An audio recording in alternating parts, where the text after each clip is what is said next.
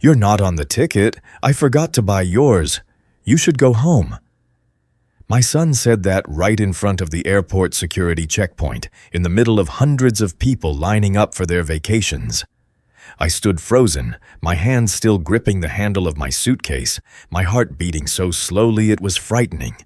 I had paid more than $200,000 for this trip, and in that moment I understood one thing clearly. He didn't forget. He had removed me. I didn't argue. I didn't yell. I just nodded and quietly did one thing. I stopped fixing their problems from that moment on. If you're listening to this story, leave a comment and tell me what city and what state you're in. A single like or share from you might help this story reach people who are being dismissed by their own families. My name is Michael. I am 72 years old. I've lived long enough to understand that there are moments in life that don't need shouting or tears. They arrive very quietly, but leave cuts deeper than any burst of anger ever could. That moment came to me on a Friday morning at the International Airport in Atlanta, a place where I once took my wife to pick up our son when he first started college, a place where I once stood for hours just to see him walk through the gate with a proud smile on his face. That day, I was standing near the security checkpoint too, but I was the one being left behind. I pulled my old gray suitcase, its wheels worn down from following me on too many trips. Inside were a few neatly folded outfits, a book I hadn't finished reading yet, and the baseball cap my wife had bought me before she passed away. I thought I would wear it by the pool at a resort in Maui, watching my grandchildren play. That was why I hadn't hesitated to spend the money. More than $200,000, the entire cost of the trip. Business class plane tickets, a 5-star resort, activities for the kids. I transferred the money to my son 3 months earlier. He told me, "Dad, just let me handle everything. All you need to do is pack your suitcase and go." I believed him because he was my son. When he said those words, his voice was very calm, not loud, not sharp, calm, like an offhand reminder. He didn't look directly at me.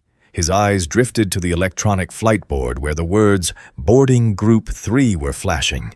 His wife stood behind him, one hand on their youngest child's shoulder, pretending to adjust a backpack strap. My grandchildren were excitedly looking around, unaware that anything was wrong. I asked again, my voice sounding distant, like it didn't belong to me. "What did you say?" He sighed, a little impatient. "I forgot to buy your ticket. I really did forget. There's no time now. The plane's about to board. Dad, you should go home." I looked at his face. I waited for a flicker of confusion, a hint of shame, or at least some guilt. There was none. What I saw instead was relief, as if a burden had finally been set down, neatly at the right time. I turned to the airline counter. The employee was a middle-aged woman with a professional tone and a polite smile. I gave her my name. She typed for a few seconds, then stopped. Her eyebrows drew together slightly. She typed again, slower this time. Then she shook her head. "Sir, there is no ticket under your name on this flight. There are only 4 passengers, all under the same reservation." I asked very calmly if there was any standby option. I told her I was willing to pay any price. She shook her head again. A major conference in Hawaii. Every flight had been fully booked for days. When I turned back, my son was already standing close to the security line. He glanced at his watch. "Dad, we really have to go now." His voice had lost its patience, not because he was worried about me, but because he was afraid of missing the flight. I nodded. I lifted my suitcase and pulled it away from the stream of people moving forward. No one stopped me. No one said, "I'll stay with you, Dad." No one suggested postponing the trip. I became a very clean absence, removed from the plan. As I walked out of the airport, my phone buzzed, a text from my son. "Don't be mad, Dad. Get home and rest. We'll call you when we arrive." I read it, then slipped the phone back into my jacket pocket. I didn't reply. I didn't feel the need to. I called a taxi. The driver asked where I was headed. I gave him my home address in the suburbs, my voice steady. The car pulled away from the airport, leaving behind the announcements over loudspeakers, the sound of suitcases rolling over stone floors, and a trip I was supposed to be on. Sitting in the back seat, I looked out the window. The city passed by slowly. I didn't feel abandoned. I felt arranged, and that difference sent a chill through me. I took out my phone. Not to call my son. I opened an old folder, something I hadn't touched in years. Inside were payment confirmations, invoices, bank statements. I had always kept a habit of saving everything. Not because I was suspicious, but because I had spent my entire career in finance, and I trusted documents more than promises. My finger stopped on one file, a copy of an invoice I had once asked the bank to send me, just to be safe. I looked at the date, looked at the number, and in that moment, I understood something my son had no idea about. He thought I had completely let go, but there was one detail in the payment records that I had kept, and that detail, used at the right time, would change many things. I arrived home as the sunlight was turning golden. The street was unusually quiet, just the sound of dry leaves crunching under the taxi tires and the faint smell of freshly cut grass in the air. My house sat at the end of a cul-de-sac, the kind of neighborhood where everyone knows each other, where on weekends people water their lawns, hang flags on their porches, and kids ride their bikes until it gets dark. When I opened the front door, everything inside looked exactly the same as when I had left that morning. The grandfather clock was still ticking steadily, the jacket I had hung over the back of a chair was still there, and the coffee mug I hadn't finished was still sitting in the sink. It felt strange, as if time had stopped and only I had been pushed off onto another path. I pulled the suitcase inside and set it down next to the shoe cabinet. My hand still bore the imprint of the handle, not painful, but burning slightly, like a reminder. I walked straight into the kitchen, poured myself a glass of water, took a long drink, then stood looking out at the backyard. The hydrangeas my wife had planted were still in full bloom. Every summer she used to stand there with a watering can, chatting about random things, her voice cheerful like a radio playing in the background. She had been gone for 3 years, but everything she left behind was still there, except for her. I didn't sit down right away. I walked over to the small table by the living room where I kept paperwork. Since retiring, I had slowed down, but my old habits never left me.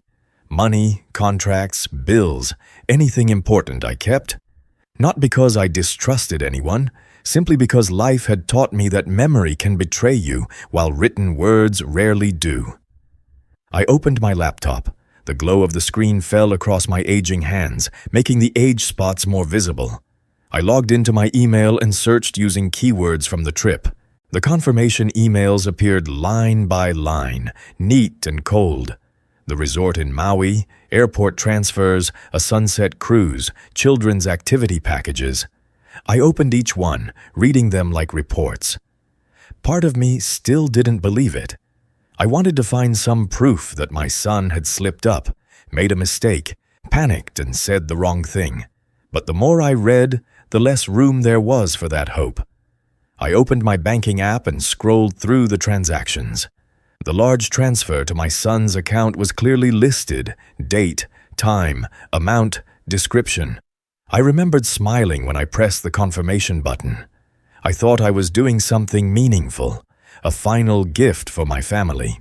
I had told him I didn't need the nicest room or expensive activities, just a chance to sit near the kids, hear them talk about school, watch them run on the sand. He had answered confidently, "Don't worry, Dad, I've got everything covered."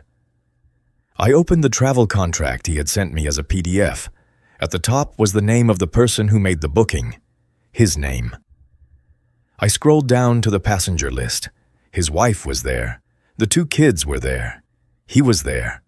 I was not. I blinked. I scrolled up and down as if my name might appear if I looked long enough. But the page stayed the same, blank and cold. There was no typo, no oversight. This was a complete list, created with someone deliberately excluded. My throat went dry. I placed my hand on the table and took a deep breath. In my head, his words at the airport echoed, that murmured excuse about a system error. I reopened the booking confirmation email. There was the reservation code, the ticket issuance time, the timestamp from 6 weeks earlier. 6 weeks. I remembered that evening clearly. I had gone to his house for dinner. I brought an apple pie from our regular bakery, and his wife made a roast. We sat around the table, the kids laughing, and my son told me everything was set, that he was just waiting for departure day. I had put my hand on his shoulder and told him he had done well. I had been proud. It turned out that while I was feeling proud, he had already locked the door behind my back. A heat rose in my chest, but not the kind that makes you want to smash things. It was a colder heat, the kind that makes you alert. Suddenly, I understood that feeling at the airport when I looked into his eyes and saw relief. This wasn't an accident. It was the end of a process. He didn't just want a vacation without me. He wanted a life without me. I sat down for the first time that day and let my hands rest on the table. I heard the hum of the air conditioner, the ticking of the clock, the distant sound of cars passing by. In that silence, memories rolled back like a film without needing to be started. I remembered the night my son called me close to midnight, his voice shaking as he said his credit card had been frozen and he couldn't cover his debts. I hadn't asked why. I just transferred the money, then drove to his house the next morning and sat with him to reorganize his finances. I remembered when his business failed and he almost lost the house. I had signed as guarantor, putting my reputation on the line so he could keep a roof over his family's head. I remembered him telling me right after his mother's funeral, "Dad, you're the only one I have left." I believed him. I believed him so completely that I kept no defenses. Now I understood that someone can call you the only one, simply to keep you as a support beam. I picked up my phone. Part of me wanted to call him immediately, to confront him, to hear him explain, to hear an apology, even a fake one. But I looked at my hands, at the veins standing out like a map of years gone by, and I knew that if I called, I would only get a performance. He would cry, deflect, twist the story, turn himself into the victim, and I, if I softened, would once again be the one fixing his mess. I put the phone down. I opened my contacts and scrolled to a name I hadn't called in a long time. Daniel Brooks. We had gone to college together, argued until we were hoarse in commercial law classes, then gone our separate ways. Daniel became a lawyer, and I went into finance. But after all these years, when I needed someone who understood me, not just emotionally but rationally, Daniel was the name that came up.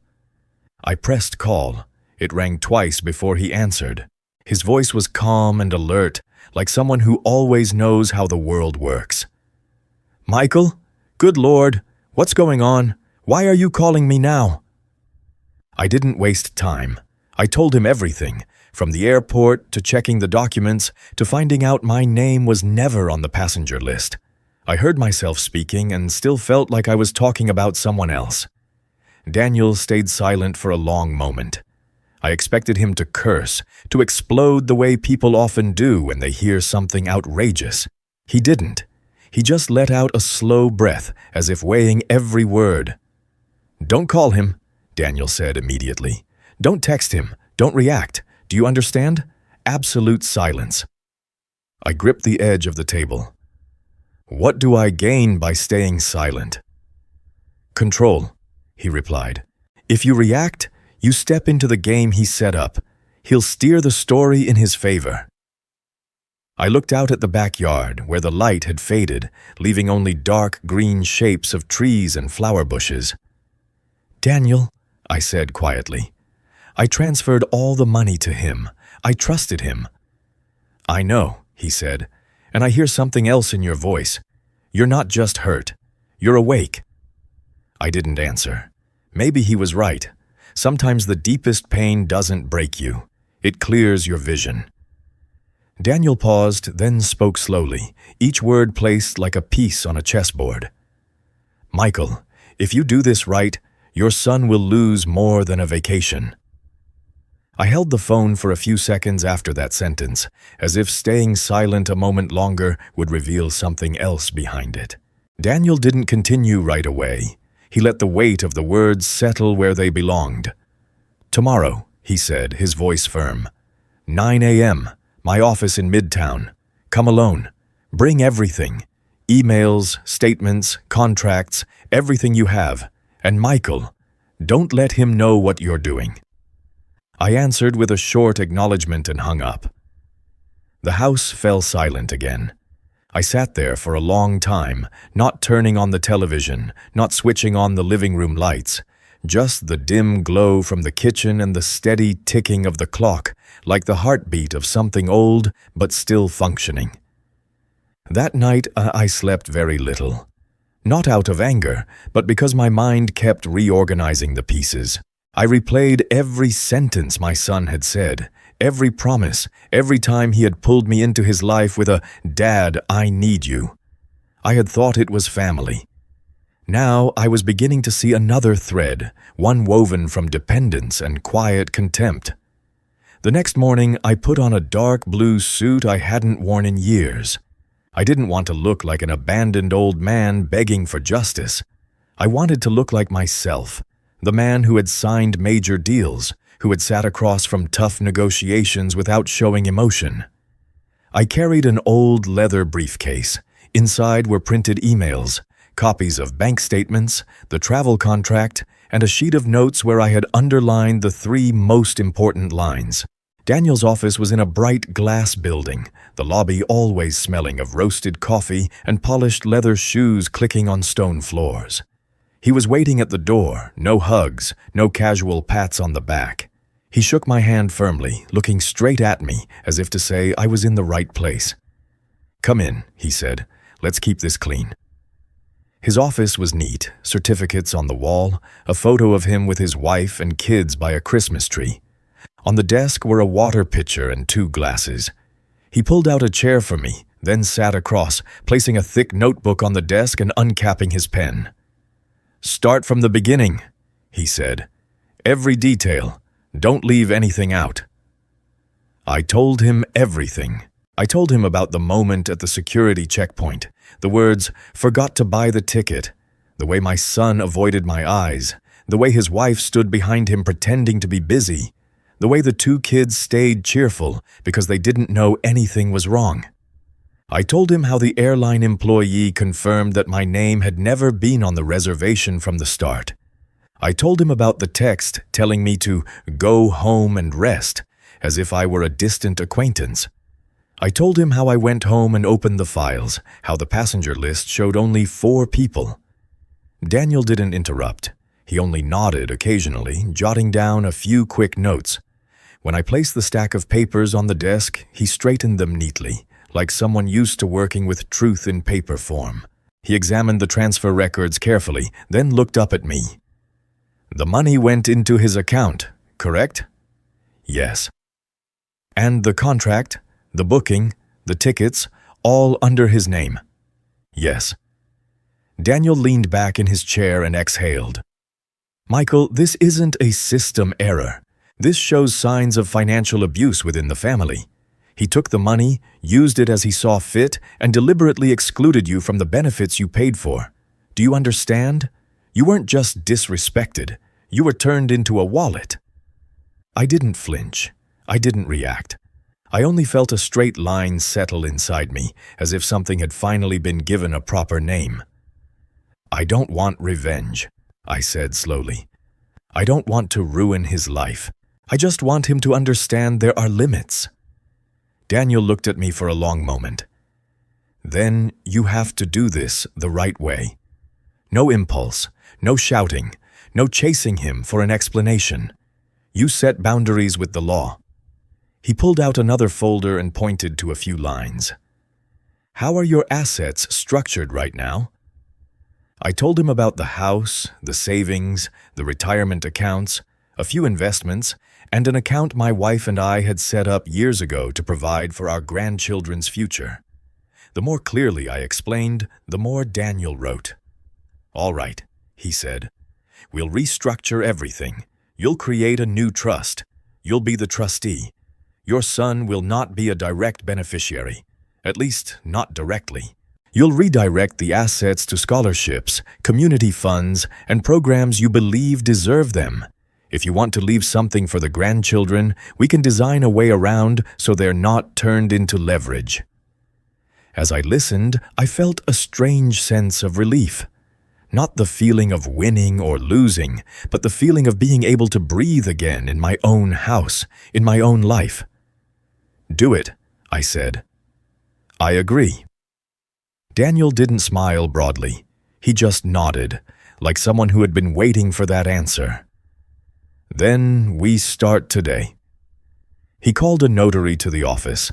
A middle-aged man with graying hair arrived, carrying a briefcase and a serious demeanor. Daniel set up a small camera on a shelf, positioned clearly to capture my face and the documents. I was slightly surprised. "It's necessary," Daniel said quietly. "If he tries to claim you were manipulated, we'll have proof that you were clear-minded, acting voluntarily, and fully aware of what you were doing." 2 witnesses signed as well. I read every page. I didn't rush. I had lived long enough to know that major decisions should never be signed in anger. I signed in the calm of someone who had seen the truth and accepted it. When the notary asked clearly, "Mr. Michael, do you understand that this action removes your son from direct beneficiary rights?" I answered immediately without hesitation, "I understand." "Are you being coerced by anyone?" "No." "Are you of sound mind?" "I am completely sound of mind." Daniel looked at me with an expression that wasn't pity, it was respect. When I signed the final line, the pen scratching lightly against the paper, I felt as if I had just closed a door that should have been closed a long time ago. We had just completed the final steps. The notary had just gathered the documents when my phone vibrated on the desk. The vibration was brief but sharp, cutting through the quiet of the office. The name on the screen was my son's, and beneath it, a small location line appeared automatically. Maui. I looked at the screen without answering. Daniel glanced over, then spoke softly, as if afraid to break the moment. "You see?" he said. "His paradise has just begun, and it already has cracks." The phone vibrated again, then a third time, like a bird tapping against glass. I watched his name flash, watched the word Maui beneath it, and felt something unexpected. Not satisfaction, not pain, just distance, as if I were standing outside a room listening to someone shout inside. Daniel placed his hand lightly on the desk, not touching the phone, just grounding the moment. "You don't have to answer," he said, "but if you want to hear him once. Don't argue." I picked up the phone. I didn't say, "Hello." I let him speak first. My son's voice burst out, tight and rushed. "Dad, where are you? What did you do?" I could hear noise in the background, a hotel lobby, suitcase wheels rolling, someone calling a name across a wide space. He wasn't at the beach. He was stuck. "I'm at my lawyer's office," I replied, my voice so calm it surprised even me. "Don't say things like that," he snapped. "The hotel says there's no confirmation. They say there's a payment issue. We just landed. The kids are exhausted. My wife is losing it. What did you do?" I stayed silent for a few seconds. In my mind, I saw him standing at the security gate the day before, face turned away, voice cold and hurried. He had left me alone in the airport, as if I were forgotten luggage. And now he was calling me with the voice of someone wronged. "I didn't fix anything for you," I said. "Check it again." His tone dropped, but it didn't soften. "Dad, don't play games. I slipped up. This isn't the time to be mad. Call them. You can fix this. You always fix things." That sentence made me feel tired in a very specific way. Always fix things. Yes, I always had. And maybe that was exactly why he thought I existed to do just that. I heard my daughter-in-law cut in, her voice sharp with tension. "Michael, please. The kids are crying. This is their vacation. Do you really want to ruin everything?" I closed my eyes, not in anger, but in recognition of how shameless the story had become. I was the one left behind, yet I was being accused of ruining things. I opened my eyes and looked at Daniel across from me. His expression wasn't urging. It was steady, like an anchor. I spoke into the phone, each word clear. "You handle it yourself." On the other end, there was a brief silence. Then my son exploded. "What did you say?" "I said you handle it yourself," I repeated without raising my voice. "Omo, I transferred the money. You booked everything. You left my name off the ticket. You deal with it." He choked for a moment, then switched tones, half pleading, half threatening. "Listen, Dad, you're blowing this out of proportion. We'll talk when we get back. But right now, you have to fix this. This is family." I looked out the window. On the street below, people were still walking. Cars were still passing. Life was moving as usual. Only I had stepped across a line. "Family doesn't mean you get to treat me like I don't exist," I said. "I'm not saying anything else." I hung up. I placed the phone on the desk as if setting down something heavy. My hands didn't shake, not because I was strong, but because I had been tired for too long. Within minutes, the screen lit up again and again. Missed calls. 1, 2, 5. Messages began flooding in like water. "What did you do?" "Don't do this. You're destroying my family. The kids have nowhere to sleep." "Michael, do you know what you're doing? I didn't open them. I just watched the number in the corner climb. 11, 17, 23. Each vibration felt like someone grabbing my sleeve, trying to pull me back to where I used to stand. But I wasn't going back. Daniel picked up his own phone, skimmed something, then set it down. "Just as I expected," he said. "They're being denied check-in due to a payment issue. Don't ask me for details. Just know everything is unfolding exactly as it should." I looked at him. "Whose plan?" "The truth's," Daniel replied. "You transferred the money, but he didn't handle it properly. He chose to exclude you. Now he has to face the consequences of his carelessness or calculation. And you're simply no longer being the cushion." I sat quietly. Outside, the midday sun reflected off the glass buildings, blindingly bright. I felt something in my chest settle. Not because I won, but because I was no longer being forced to carry everyone else's weight. Daniel slid a copy of the signed documents toward me, along with a short note. "Take this home, keep it somewhere safe, and from now on, all communication should go through me or in writing. Don't let emotion drag you into an endless argument." I nodded. I stood, picked up my briefcase. The phone was still vibrating, but I didn't look at it. On the way home, I stopped at a small shop and bought a sandwich and a hot coffee. I sat in the car for a few minutes, watching people pass by, wondering how long it had been since I'd eaten lunch alone without feeling guilty.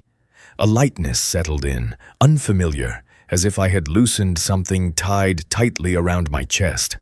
That evening, for the first time in years, I turned off my phone. Not silent mode, completely off. I stood in the kitchen, washed a glass, dried it, placed it in the cabinet. I locked the door, drew the curtains, and sat down in the familiar armchair where my wife used to knit scarves in the winter. I didn't hear vibrations. I didn't hear calls. I only heard my house breathing. When I went to bed, I expected another restless night, but I lay down, pulled the blanket up, and slept deeply, cleanly, like someone who had finally repaid a debt he never owed. The next morning, Daniel called me. His voice was steady, unchanged. "Michael, I need to warn you so you're prepared." I sat up, light streaming through the curtains. "Your son will definitely counterattack," Daniel said. "He won't stay still after losing control." I hung up. his words still echoing in my head. Not because they scared me. On the contrary, they calmed me. I knew my son. He wasn't the type to admit fault and quietly step back. He would look for a way to regain the upper hand by any means necessary. Less than 2 days later, I started to feel small ripples in places that were supposed to be calm. A call from my cousin in North Carolina, her voice curious and cautious. Then a message from another relative I hadn't spoken to in a long time. "Are you okay? I heard you're having issues?" I looked at the words on the screen and let out a quiet, humorless laugh. I had known this was coming. If he couldn't force me to transfer money, he would force the family to believe I was no longer capable of making decisions. That afternoon, I received a call from a distant uncle, the kind of person who rarely appears unless something is wrong. He spoke bluntly. "Michael, they say you've been manipulated. They say you changed documents and cut your son out. Is that true? Do you even remember who I am?" That last question pierced my dignity like a needle. I sat up straighter in the armchair, set my coffee down to keep my hand from shaking. "I remember you," I said, "and I remember exactly what I did. Let me ask you one thing. If a 72-year-old man is left at an airport, excluded from a trip paid for with his own money, does he have the right to decide his own life?" There was silence on the other end. He mumbled a few words, then spoke more quietly. I didn't know about that." "Because my son won't tell you," I replied. "He only tells the part that benefits him." I didn't try to persuade him further. I said goodbye and hung up. I knew arguing with relatives would lead nowhere. Rumors spread quickly because people like feeling as though they're standing on the side of family, even when they don't know the truth. But there was one moment that nearly broke my composure. One morning, the landline in my kitchen rang.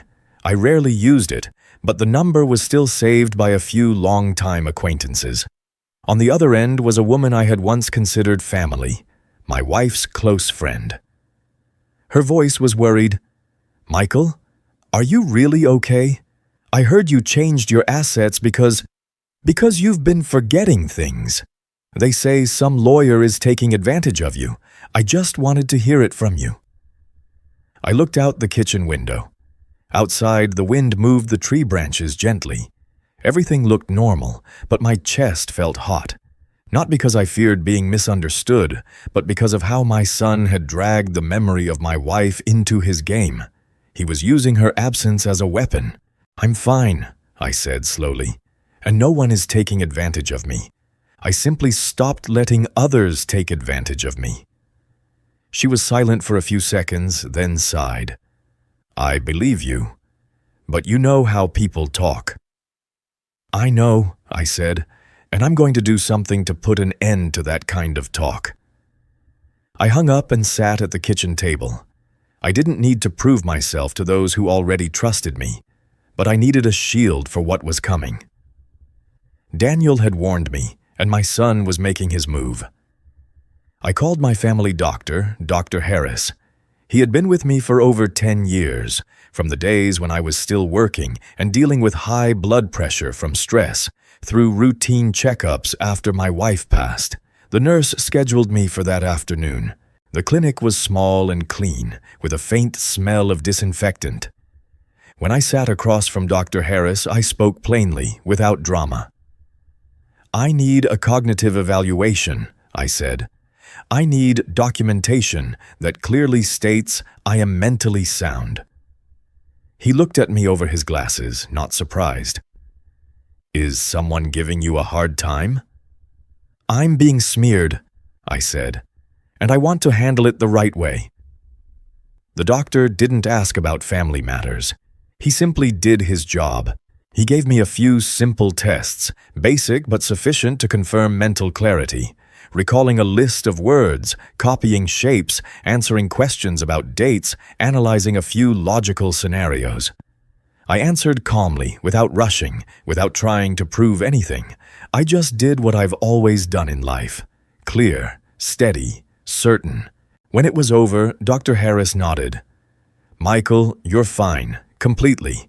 I'll note it clearly in your records, no signs of cognitive decline, and if needed, I can write a formal statement." "Thank you," I said. This time, my thanks carried real weight. Holding that paper felt like holding a key. I sent a copy to Daniel immediately. Less than 10 minutes later, he called back. "Good," he said. "I'll add it to the file. I'm also gathering everything else, the notarized video, the witness signatures, all of it. If they want to paint you as confused, we'll show them a man who's sharp down to every last punctuation mark." I felt myself breathe easier. What surprised me, though, was the reaction of people around me, people who didn't even share my last name. The next afternoon, while I was watering the plants in my front yard, my neighbor Frank walked by and stopped. Frank is my age, a former firefighter. He looked at me for a moment, then spoke plainly. "Michael, I've heard some nonsense, but I've also heard you were left at the airport.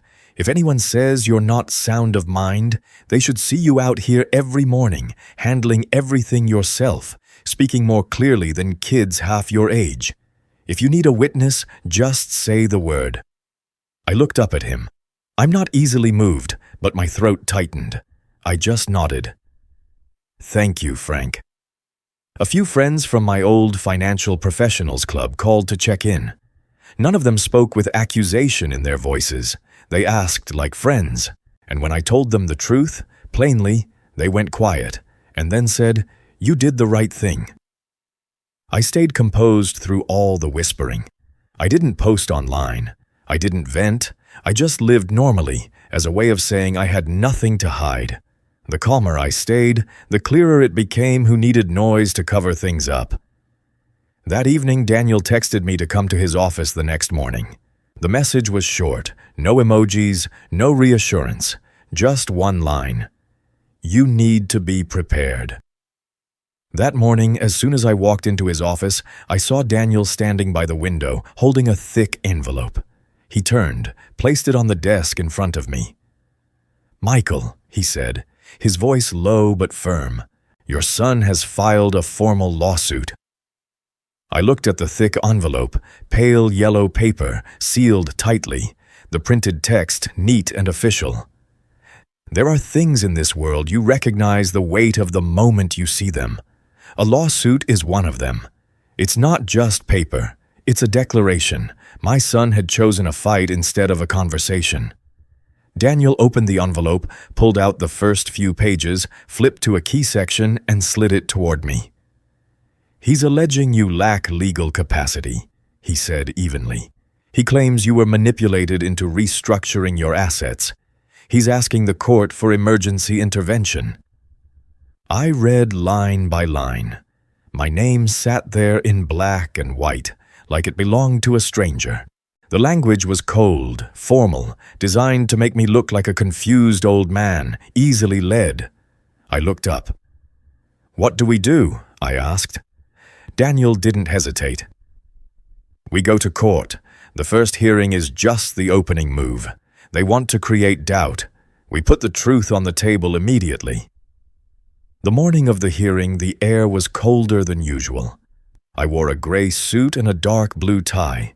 I didn't want to look like someone cornered and desperate. I wanted to look like someone who walked in by choice, standing straight, asking nothing. The county courthouse sat downtown, a stone building with tall columns and revolving glass doors. As I entered the lobby, my shoes echoed softly on the marble floor. People passed by carrying folders and briefcases, faces tense. I felt unexpectedly calm, maybe because I had prepared in silence for long enough. Daniel walked beside me, holding the briefcase with our documents. "Just tell the truth," he reminded me. Short, clear, no emotion. I nodded. I had spent 40 years in high-level meetings. A courtroom wasn't comfortable, but it was still a room governed by rules. And I had spent a lifetime respecting rules. The courtroom was smaller than I expected. High ceiling, white lights, wooden benches lined up in rows. At the front, the judge sat elevated, expression serious, eyes observant.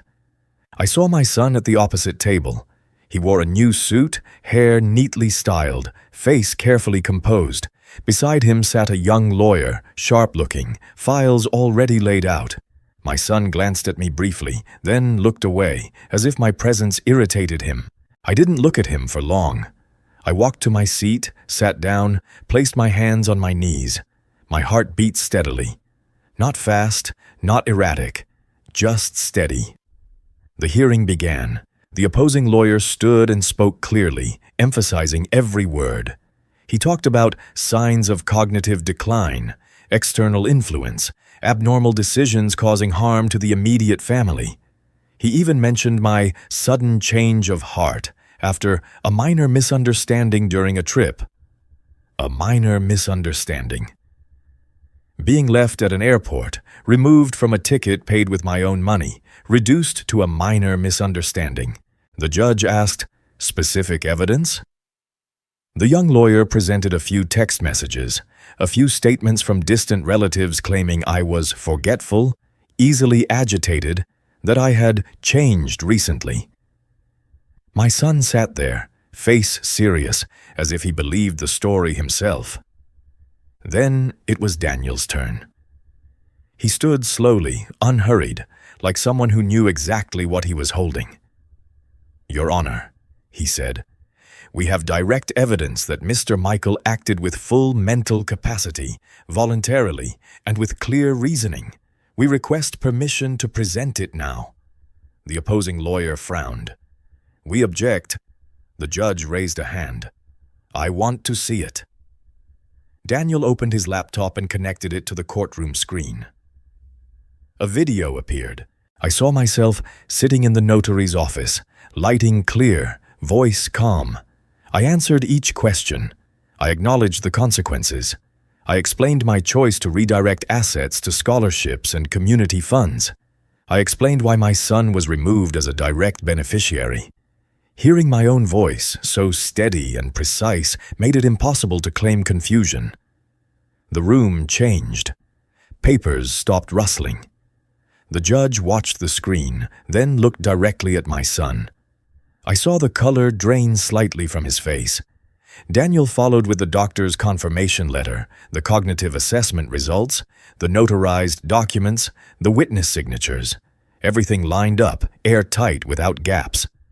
The judge flipped through the file quickly, then looked up. "Mr. Michael," he said, firm but fair, "would you like to state your reason in your own words?"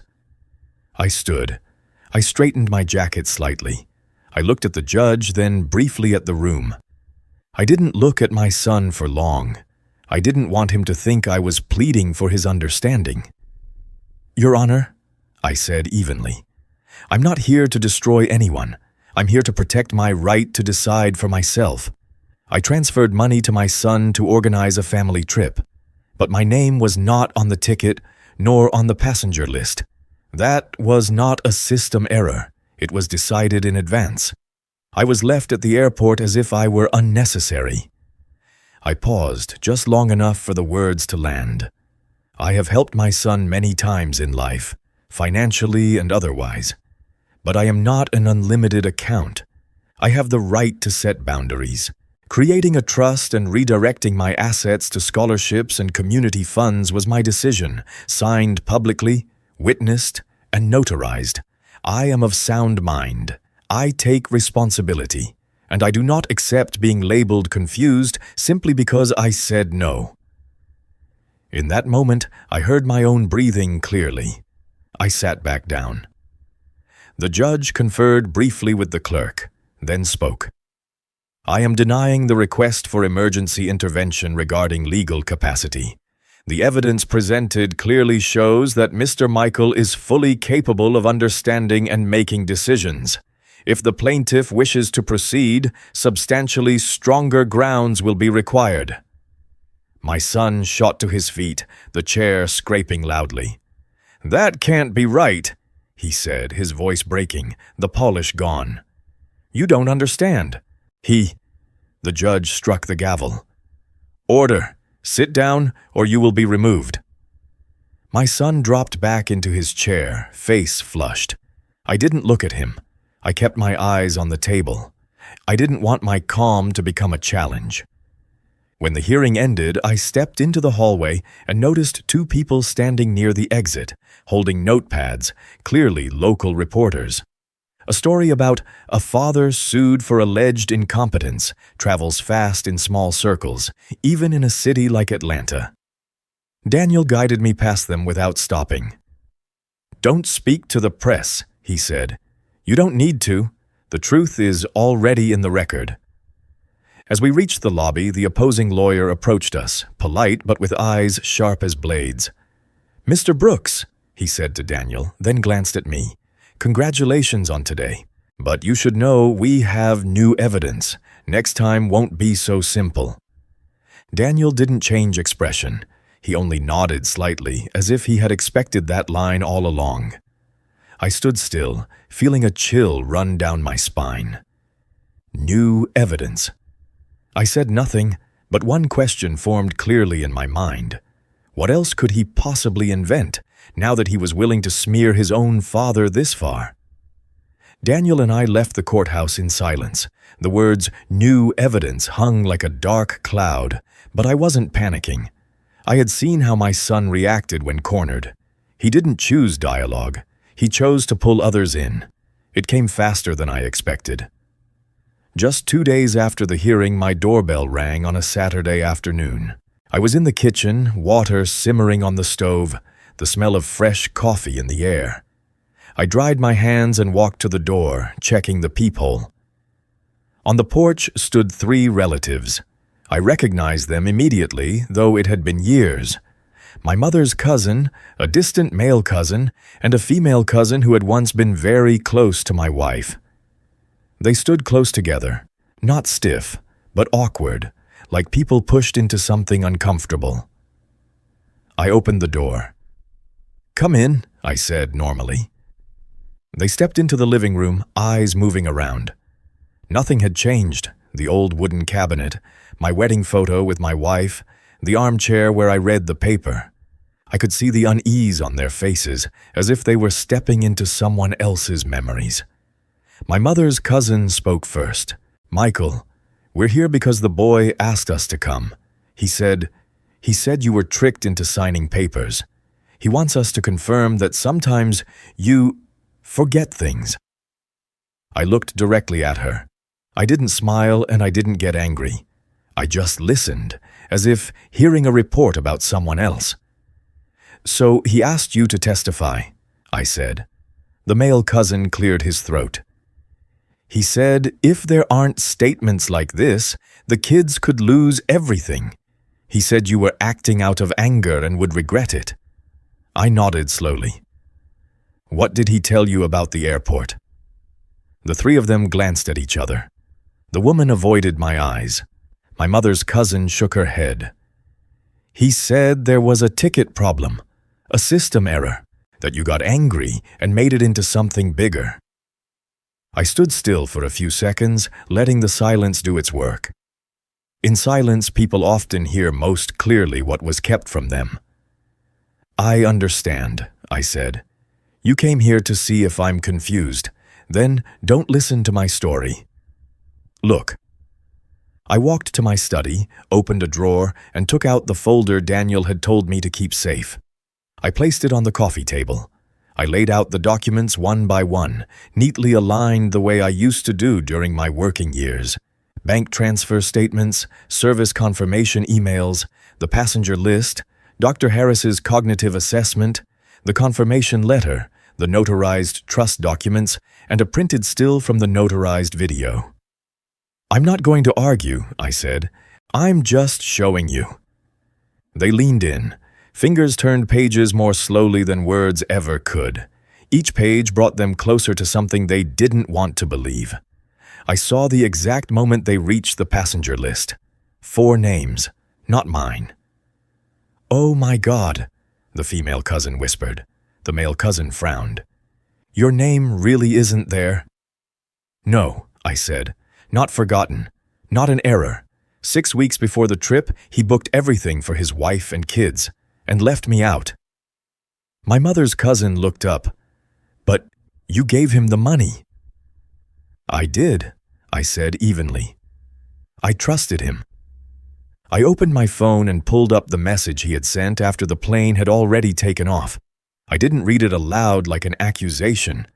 I simply placed the screen in front of them and let them read it themselves. Some words, when they sit still on a screen, cut sharper than any spoken voice. After a moment, my male cousin sat up straighter, his face flushing with irritation.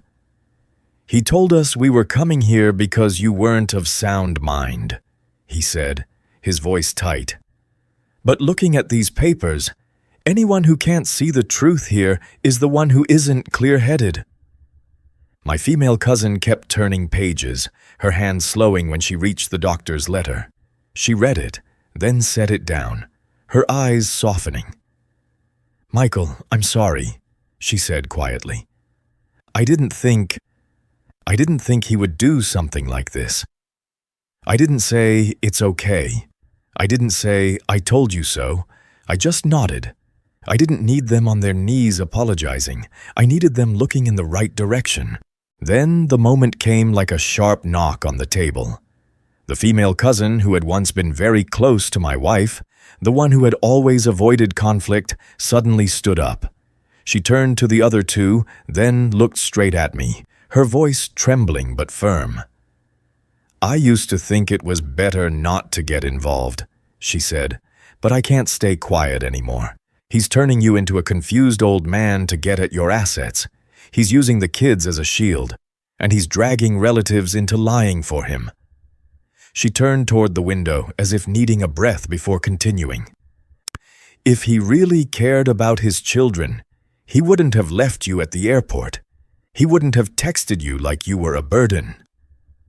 My cousin sat frozen, then nodded slowly, her eyes reddening. The male cousin slapped his hand lightly against his knee, frustrated.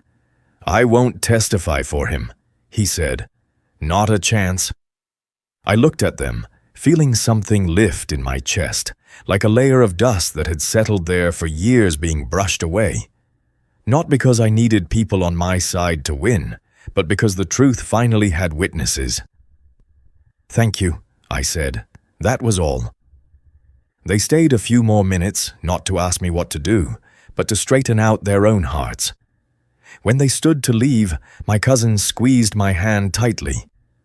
"Michael, you did the right thing," she said. "If he calls me again, I'll tell him I've seen the documents." The other cousin added, like a promise, "I won't let him use my name to tell his story." When they left, the house went quiet again. But that quiet was different. It wasn't lonely. It felt like a house that had finally been locked properly. That evening, Daniel called. I told him briefly about the 3 relatives who had come by. He replied with just one sentence. "Good. You don't need to fight. You just need to let the light in. People will see for themselves." I thought that was the end of it, but my son wasn't ready to lose his support so easily. The next morning, I found a sealed envelope tucked under the doormat. No stamp, no postmark. Someone had come in person to slide it under my door. The handwriting on the envelope was my son's. I recognized it instantly. I had seen it throughout his school years, on papers he brought home for me to sign. I stood on the porch, cold air slipping through my collar. I hadn't opened the envelope yet, but I already knew it wasn't an apology. I took it inside, set it on the table, and looked at it for a long time. Then I tore open the edge and pulled the paper out. The first line hit me like a thin blade. It wasn't a request to talk. It wasn't concern. It read like an ultimatum. And I understood. This was his final threat. The paper trembled slightly in my hand, not from the air, but from the effort it took to keep my heart steady. He wrote at length, the handwriting messy, as if he had tried to pour all his anger into the ink. He said I was being manipulated, that I had betrayed blood, that if I didn't fix my mistake, he would do everything he could to make me pay. At the bottom was a sentence so cold it seemed to drop the temperature in my kitchen. He wouldn't leave me alone, and he would make sure I was humiliated in front of everyone. I folded the letter, set it down on the table, and stood there for a long time. I thought I would feel pain. Instead, what I felt most clearly was confirmation. My son didn't want resolution. He wanted victory, and to him, winning meant I had to bow. I called Daniel. I didn't elaborate. I just said, "He left a letter under the mat." Daniel was quiet for a few seconds, then replied as if he had expected it. "Don't respond. Keep it. It's evidence of intent to intimidate. And Michael, you need to prepare for a public confrontation. He'll choose a crowded place to force you to back down." I closed my eyes and took a slow breath. "Where?" "The airport," Daniel said. "The same place he left you. He likes an audience there, and he has a business trip coming up. I checked the flight schedule through a legitimate source connected to the case file. I'll go with you." I didn't ask anything else. Some things only get heavier the more you ask. I just said, "All right." The day arrived like any ordinary day, but it carried the smell of a storm. I wore a dark jacket, a baseball cap, and carried the slim folder Daniel had prepared. We went to the airport in the afternoon at the busiest hour, when departure boards kept flipping, announcements echoed steadily, and rolling suitcases sounded like small waves on tile. I stood next to Daniel in the domestic arrivals area, leaning lightly against the railing. I didn't search for my son with anxious eyes. I watched the flow of people like a river. Then I saw him. He came out with a rolling suitcase, a laptop bag slung over his shoulder, walking fast like someone already irritated. His wife was beside him, her face tense.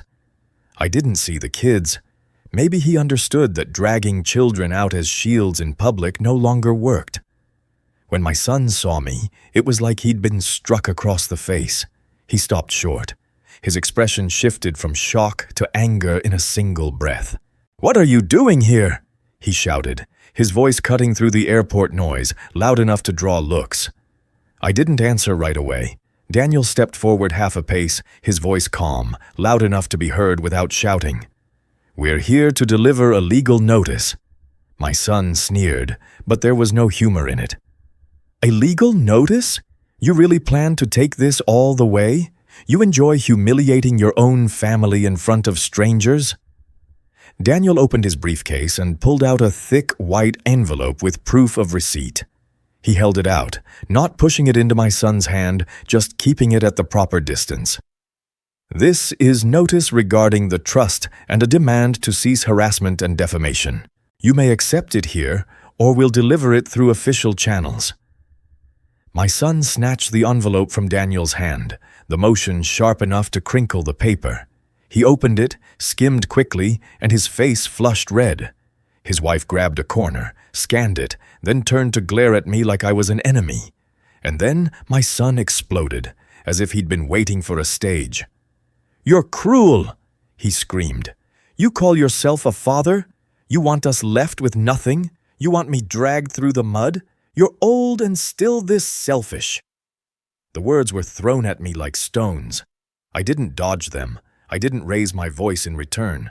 I stood straight, looked him in the eye, and felt my heartbeat stay steady. Around us, people began to whisper. A couple stopped to watch. An older man nearby frowned. A female airport employee stood a few steps away, hand resting on her radio, but not intervening yet. The more attention he sensed, the more worked up he became. "Who do you think you are?" he shouted, his voice shaking with rage. "You think money is everything? You're destroying this family!" I found it almost darkly funny. He said family as if family were a bag he could stuff with whatever he wanted, and I was just the zipper. I replied with exactly one sentence, just as Daniel had advised, short and leaving no room for argument. "You crossed the boundary of respect, and that's where everything stops." The words dropped into the noise like a heavy object. My son froze for a beat. His wife opened her mouth as if to speak, then stopped. I saw a few people nearby nod faintly, as if they understood that simple truth better than my own son did. "Boundary?" he stammered. "You're talking about boundaries with your own son. You—" Daniel cut in, still calm. "You've been formally notified. If you continue to harass or defame Mr. Michael, we'll add it to the court record." My son looked at Daniel, then at me. Something like confusion flickered in his eyes, as if he had just realized he no longer held the reins. But he didn't retreat in silence. He chose to retreat with venom. "If you want war, you'll get it," he said, his voice low but forced steady. "Don't expect me to treat you like a father anymore." I didn't blink. I looked at him the way you look at a door that has just slammed shut. It hurt, but it wasn't a surprise. He pulled his wife along and pushed through the crowd. She glanced back at me once, anger and fear mixed in her eyes, then turned away. The people around us slowly dispersed, the murmurs fading. The airport employee glanced at me with a hint of sympathy, then returned to her work.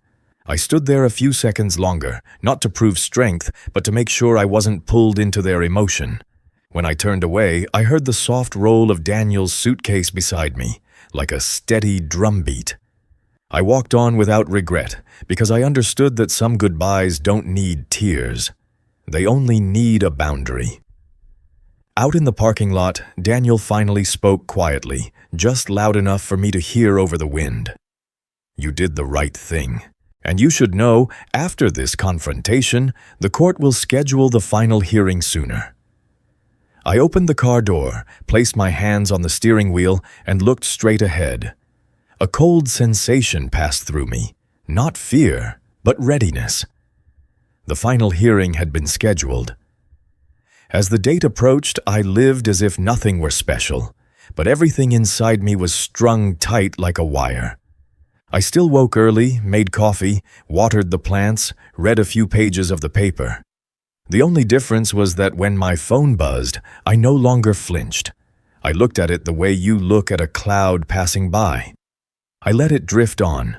That morning the sky was clear, the sunlight pale. I wore the suit that had followed me through many important moments, not to impress anyone, but to remind myself that I wasn't walking into court as someone accused. I was walking in as someone defending his rights. The courthouse was busier than last time. The hallway held a few unfamiliar faces with small cameras, a few people taking notes. No one crowded me, but I could feel the curiosity of a small community drawn to the story of a father fighting his son over legal capacity. Stories like that always make people stop. Daniel walked beside me, the same familiar briefcase in hand, his calm presence steadying. He spoke before we entered the courtroom. "This time, they'll try to lean on emotion. They may talk about your grandchildren, about the family's future. Don't let them pull you away from the truth." I nodded. The truth was the only thing I still wanted to keep clean. Inside the courtroom, my son was already seated. He looked thinner, dark circles under his eyes, but his gaze was still sharp. His young lawyer was there too, no longer overly confident, tension showing now. His wife sat in the back row, hands tightly clasped, not looking at me. The judge entered and everyone stood. When he sat, the room settled into the strict order of the law. I could hear the shuffle of papers, the scratch of pens. The opposing lawyer began, trying to keep his tone gentle but pressing. He spoke about the father-son relationship, about sudden change, about how an older person can be influenced by disappointment. And then he repeated the phrase like a hook, new evidence. The judge looked directly at him. "What evidence?" The lawyer presented call summaries and statements claiming I was stubborn, that I refused to listen, that I wouldn't speak to my son. I felt a bitter edge inside. They were turning boundaries into pathology. They were turning clarity into obstinance. Then my son stood and asked to speak. The judge allowed it, with a warning to stay appropriate. He looked straight at me, his voice shaking with anger. "You're destroying this family," he said. "I'm just trying to protect my kids. You changed everything over one travel incident." Do you know how much the kids cried? A few people in the room murmured softly. Daniel didn't move. I looked down at the table for a moment, then lifted my head. I wasn't going to be dragged into tears. I had seen him use other people's tears to cover his actions before. Daniel stood, his voice not loud but precise. "Your Honor, the plaintiff has provided no medical evidence of cognitive decline. On the contrary, we've submitted a full evaluation from Mr. Michael's primary physician, notarized video documentation, witnesses, and a clear, rational explanation for his decisions. This so-called new evidence is subjective opinion from non-experts and cannot invalidate a decision made through proper legal process." He presented the stamped documents, arranged in order. The judge reviewed them, his eyes moving quickly, pausing longer on one page, then turning to me. "Mr. Michael, do you still stand by your decision?" I stood. I didn't look at my son then. I looked straight at the judge. "Yes, Your Honor," I said. "I stand by it. I didn't do this to punish anyone. I did it because I have the right to decide what happens to my property, and because I want the rest of my life to have meaning. I supported my son for many years, but he came to see that support as an entitlement. When someone is removed from a trip paid for with his own money, when he's made to feel like a burden, that person has the right to stop." I paused, not for drama, but to keep my voice steady. "And I want to be clear. I am not abandoning my grandchildren. I am simply refusing to continue feeding ingratitude." The judge nodded slightly, then turned to the opposing counsel. "Do you have anything beyond speculation and emotional testimony?" The young lawyer flipped through his file quickly, but couldn't pull out anything with enough weight. My son clenched his hands, his face tight. I saw that moment clearly, the moment someone realizes they can't bend the truth just by speaking louder. The judge set the file down, his voice clear, not lecturing, just stating the decision like someone accustomed to consequences. "The court rejects all claims by the plaintiff seeking to declare Mr. Michael legally incapacitated. The materials presented show that he is fully lucid, acting voluntarily, and understands the legal consequences. The trust and related documents were lawfully established and therefore remain in full effect." A silence settled over the room. No one applauded. No one smiled. But I heard my own breath leave my chest, as if I had finally set a heavy stone down on the ground. The judge added, as if sealing the matter, "The plaintiff has no right to interfere with the lawful distribution of the defendant's assets." My son half rose from his seat, then dropped back down, as if pulled by an invisible hand. He looked at me, his expression tangled with anger and confusion, as though he couldn't understand why I refused to play the role of the father who would eventually soften. The hearing ended.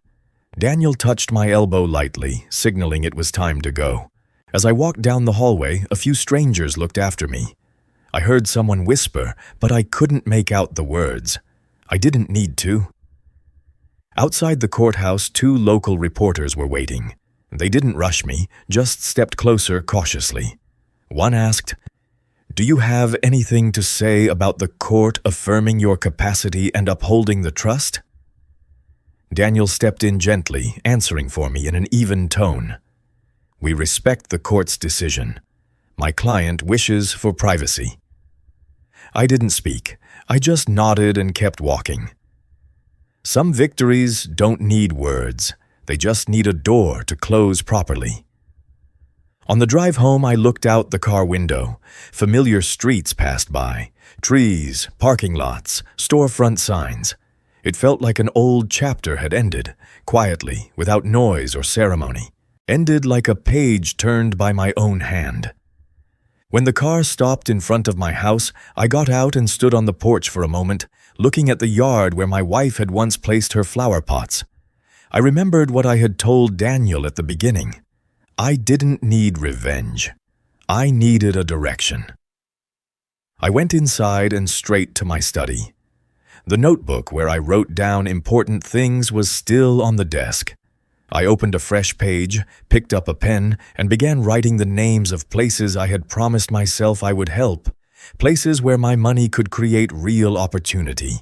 That was the moment I knew I had stepped into a different part of my life, and I was ready to do what I had promised. The morning after the hearing, I woke earlier than usual.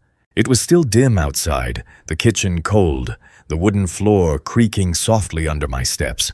I made coffee and leaned against the sink, watching steam rise like a thin layer of fog. It was strange how a battle that had felt like it might swallow me whole had ended in quiet. But I knew quiet wasn't an endpoint. It was space for something else. I opened the notebook. The page still smelled faintly of fresh ink. On it were the names I had written the night before, each line neat and deliberate. A vocational high school on the south side of the city, a community center near low-income housing, a support program for seniors my wife had once mentioned while she was still alive. I looked at the words Margaret Fund written at the top of the page and paused. Margaret, my wife. Her name didn't belong only in a photo frame on a shelf. It belonged in the real world, living the way she had lived, quietly, steadily, doing what was right without needing applause. Daniel had arranged the meetings. He told me I didn't need to carry everything alone, just take the first step to open the way. That day, I drove first to the community center, an old brick building with fresh paint, small flags fluttering out front. Inside, there was the smell of paper, floor wax, and the murmur of people lining up for food assistance. The director was a woman in her early 50s, hair neatly pinned, eyes bright. She shook my hand with a firm, honest grip. "Mr. Michael, Daniel told me you're interested in setting up a long-term fund," she said. "We need people like you." I didn't answer with flowery words. I just spoke the truth. I want my money to create opportunity, not dependency. She nodded and led me down the hallway. I saw a small classroom with a few desks, a whiteboard, a corner with aging computers, a few children sitting with a volunteer working on homework. They looked up at me, their eyes a mix of curiosity and caution, like kids used to adults coming and going. In another room, there was a basic vocational skills class for young adults. I watched hands holding tools, faces focused. It reminded me of my working years, of the feeling of standing on my own abilities.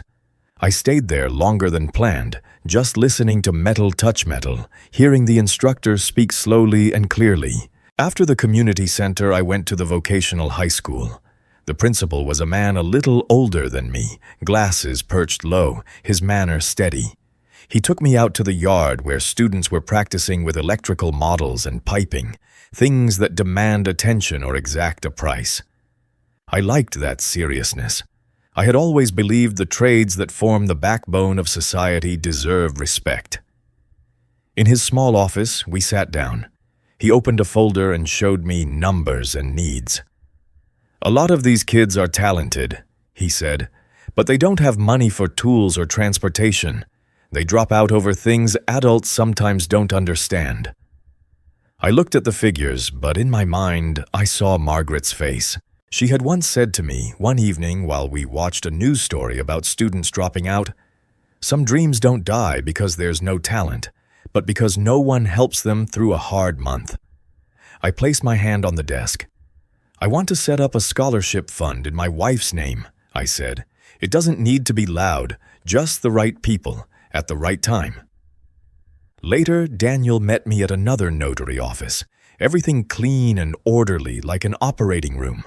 We signed the necessary documents to establish the fund, define the criteria, the review process, the oversight. I didn't want anyone turning it into a publicity stunt.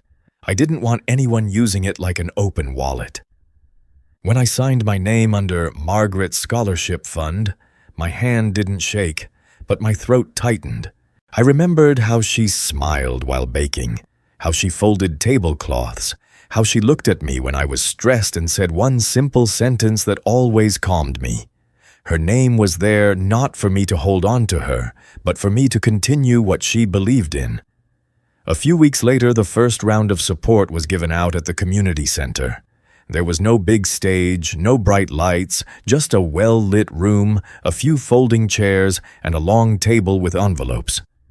I sat in the back row. I didn't want to stand in front like someone handing things down. I wanted to be just one part of change. Then the first children stepped forward. A tall, thin boy with a jacket worn at the cuffs accepted his envelope and whispered, "Thank you." A curly-haired girl clutched her backpack, eyes down then up, as if she couldn't believe someone was really helping her. I saw her fingers tighten around the envelope, like she was afraid it might disappear. Watching them, I felt a slow warmth spread through my chest. Not triumph, but rare relief. Money, at last, had returned to its proper place. It wasn't a tool for someone's power. It was a bridge. Afterward, I stepped outside for a moment. The afternoon was mild, the wind moving through the parking lot. I heard children laughing somewhere out back. I smiled without thinking, then felt my phone vibrate in my pocket. I didn't need to look to know who it was. The message was long, full of resentment. He said I had destroyed the family, that I had embarrassed him, that I would end up alone. I read half the first line and stopped. I looked at the words as something that no longer had power over me. I didn't reply. I turned off the screen and slipped the phone back into my pocket. From that day on, I held my phone less. I began living to a different rhythm, the rhythm of real people and real work. I woke up with a reason to leave the house. I planned for the fund, reviewed reports, met with directors, listened as they talked about individual cases. I also made time for myself, walking around the neighborhood, stopping by a small coffee shop, sitting and watching people pass. I no longer felt abandoned. I felt like I was putting myself back where I belonged in my own life. Some nights I still missed my son. I remembered him as a little boy, ice cream on his hands, running around the yard, calling Dad in a clear voice. But I didn't let those memories become a license for the present. I learned to put them in the right drawer, closed, not locked, but not spilling out either. And then one afternoon, as I was coming home from a meeting at the vocational school, I noticed a car parked across the street. I didn't recognize it at first. What caught my eye was a small figure sitting on my front steps, shoulders slightly hunched, both hands gripping a backpack. I slowed my steps, my heart suddenly beating harder. The child looked up. Those eyes were exactly like her mother's when she was young, but there was another familiar trace, one I couldn't mistake. The child stood up awkwardly and spoke very softly, as if afraid I might send her away. "Grandpa, can I come in?" I stood still for a few seconds, as if my body needed time to accept what was in front of me. The wind rustled through the trees, dry leaves skittering along the sidewalk. She stood there, clutching her backpack strap, eyes fixed on me, full of hope and fear. I swallowed. "Of course," I said, my voice a little rough. "Come in. It's cold outside." She followed me inside, careful as if she were afraid her shoes might dirty the floor. When I closed the door, the house felt different. Not because of the light, but because a child's breath was in it. I pointed to the sofa. "Sit down. Would you like something to drink? Water, milk, or hot chocolate?" She shook her head quickly, then nodded slightly, remembering her manners. "Water is fine." I poured a glass and set it in front of her. Her hand touched it and trembled slightly. She didn't drink right away, just stared at the surface as if it held her question. I sat across from her, keeping enough distance so she wouldn't feel questioned. "Did you come by yourself?" I asked. She nodded. I walked from the bus stop. Mom doesn't know." I paused at the word, "Mom." An image of my daughter-in-law flashed through my mind, the way she had looked at me with fear and blame mixed together. "Does your dad know?" I asked, though I already knew the answer. She shook her head faster. "If Dad knows, he'll be mad. He said you don't want to see me anymore." Something tightened in my chest. I looked at her, keeping my voice steady so I wouldn't scare her. "He said that?" She dropped her gaze. "He said you hate us. He said you only care about other people's kids, not your real grandchildren." The room went quiet, as if even the clock on the wall had slowed. I wasn't surprised my son could say cruel things. I was hurt that he put them on a child's shoulders. I took a deep breath and leaned forward so she could see my eyes clearly. "Listen to me," I said slowly, each word firm. "I have never hated you. Not ever." She looked up, tears filling her eyes.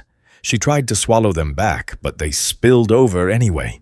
Then why did Dad say that? I didn't want to speak badly about her father in front of her. I didn't want to turn this into another courtroom. I chose a truth she could stand on. "Sometimes adults do things wrong," I said, "and when they won't admit it, they tell a different story to make themselves feel right. But what adults do is not your fault." "I do." She blinked rapidly, her hands gripping the backpack straps.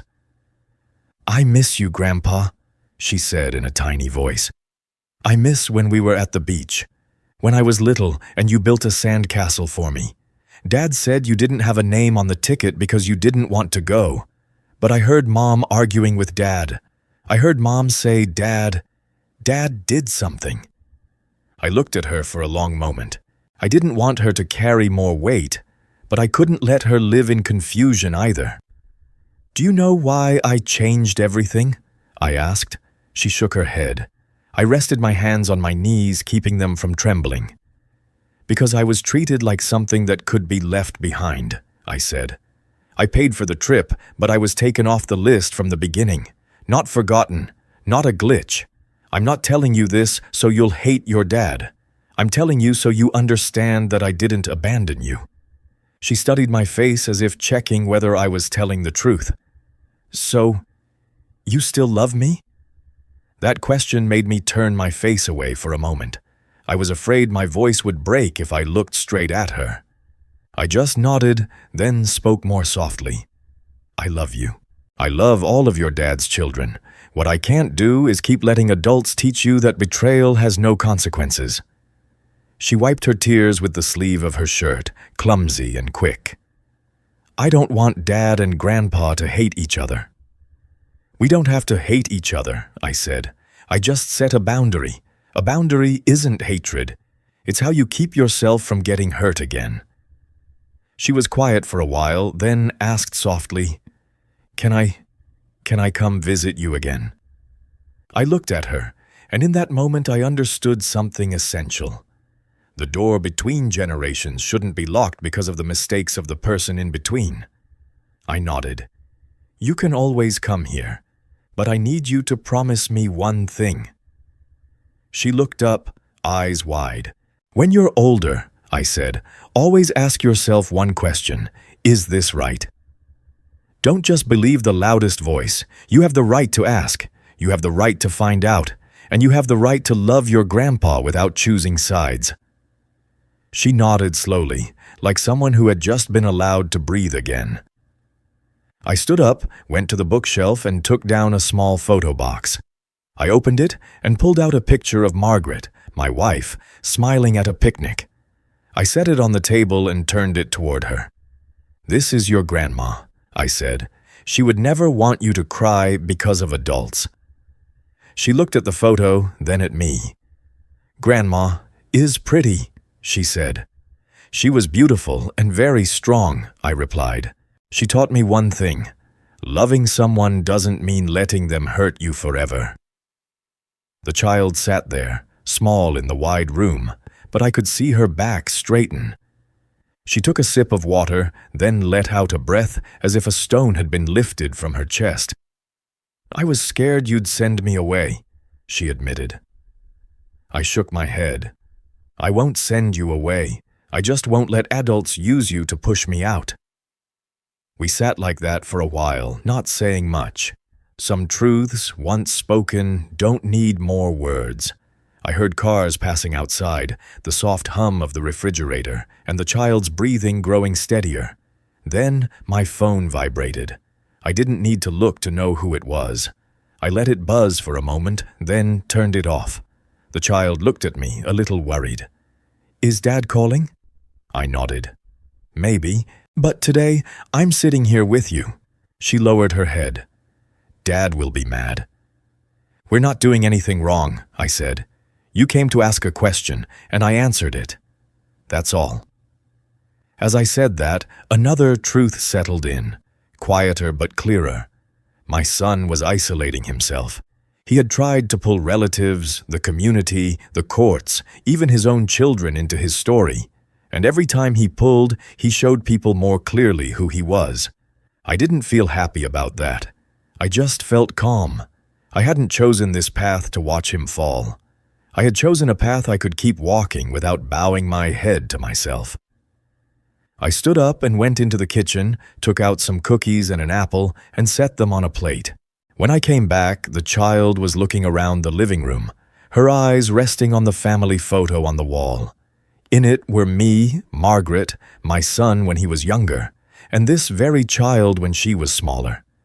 She looked at it as if trying to stitch something torn back together. I sat down again and placed the plate in front of her. "Eat," I said. "Then I'll take you to the bus stop so you get home safely." She nodded, picked up a cookie and took a bite. Crumbs fell onto her hand and she brushed them off quickly, then smiled shyly. That smile made me feel lighter. Not because everything was fixed, but because what was worth keeping was still there. When she finished, she looked at me and spoke like it was a promise. "I'll remember what you said. I'll ask what's right." I nodded. "That's enough." I walked her to the door. Before stepping down the porch, she turned back and hugged me quickly, tightly, like she was afraid she might lose the chance. I hugged her back, not for long, but long enough for her to know she wasn't being abandoned. When the door closed, the house grew quiet again. I stood alone in the hallway, listening to her footsteps fade away. I didn't feel victory. I felt a choice confirmed through the eyes of a child. And in my mind, a sentence appeared, so clear it felt like I was saying it out loud to myself in the empty house. "Keep the door open for those who deserve it, and for those who choose to close their hearts, let them live with that door." That evening, when the house had fully settled, I sat alone in the living room, warm light spilling across the old wooden floor. No more phone vibrations. No more arguments. No one demanding explanations or apologies for my own decisions. I looked around the house, every familiar object, every corner that had followed me for decades, and for the first time in a long while, I didn't feel like the one left behind. I thought about the road that had led me here. From the moment I stood frozen at the airport, my hand gripping the suitcase handle, to the days in the courtroom listening to my own son call me cruel. I couldn't forget the look in his eyes when the judge declared it was over, when he understood that what he had built on betrayal couldn't stand. He lost money, he lost his inheritance, but what he lost most was the trust of the people around him. No one took that from him, he dropped it himself. As for me, I didn't win the way people usually imagine winning. I didn't stand on a podium, I didn't clap, I didn't feel triumph. I simply kept my name. I kept the respect of my friends, my neighbors, my community. I kept my promise to my wife, turning what had once been used to hurt me into a meaningful legacy. I knew that when I was gone, my name wouldn't be tied to an ugly dispute, but to opportunities given where they truly mattered. Some nights, I still missed my son. I missed the days when he was small, when everything felt simpler. But I no longer blamed myself for setting boundaries. I understood one thing with absolute clarity. Dignity is not something you ask for from others. It's something you hold on to by daring to say enough at the right moment, no matter how much it hurts. The story you've just heard is a work of fiction, inspired by real-life situations and human experiences. I believe the greatest value in what I lived through wasn't money, but boundaries, calm judgment, and not letting emotions carry you too far. If you find yourself in a similar situation, seek legal support when needed. Keep a clear head, and don't let anger or fear push you into decisions you'll regret later. Sometimes protecting yourself is also a way of protecting the best values you've ever believed in. If this story touched you in any way, I hope you'll subscribe to the channel, turn on notifications, and share this video so it can reach others who may need to hear that they're not alone. Thank you for staying until the very end. Don't miss the next stories on this channel, because sometimes in them you'll see yourself, and know that you too have the right to stand tall and keep your dignity.